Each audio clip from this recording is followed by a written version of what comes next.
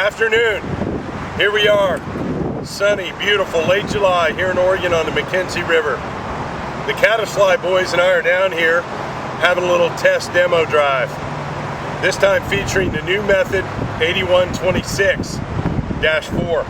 I recently had this rod in western Alaska where I caught a number of kings on it utilizing a prototype line for the new Skagit Max short, otherwise known as Max Short.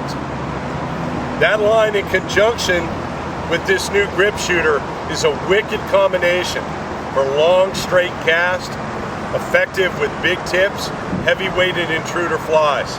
Method Spey rods come in 6 through 10 weights in the most popular lengths and line weights that you would expect from Sage. This 12.5 foot 8 weight here in Oregon makes for a great coastal and umphaul winter rod. A lot of times you're in these really tight spots. Not always do you have these beautiful gravel bars to work with. A lot of times you're more in places with limited back casts, similar to the other side of the river here today. The north umphaul is crawling with water like that. So oftentimes these shorter heads, like this Max Short 625 on this 8126, makes for a killer winter setup, particularly in conjunction with Moe's sink tips like heavy in T14, extra heavy in T17 in both 10 and 12.5 foot lengths.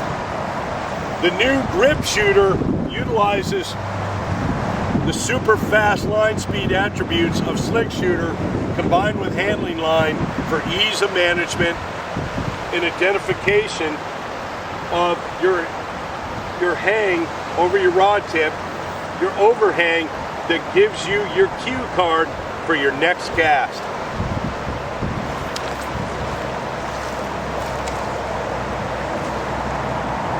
As you can see, this 50-pound Gripshooter is nothing but line speed, pailing out across 90-some feet here on the McKenzie.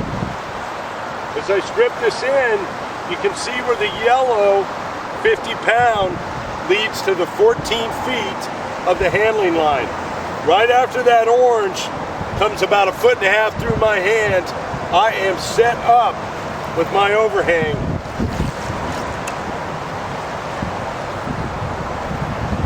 The Sage Method Spey rods featuring G5 technology coupled with Sage's kinetic technology in these rods, which drives incredibly straight, directionally acute cast.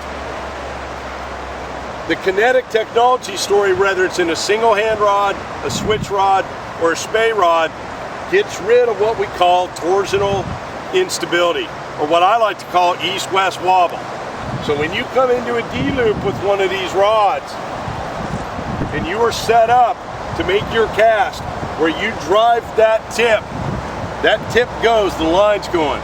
The kinetic story drives an arrow straight cast time after time.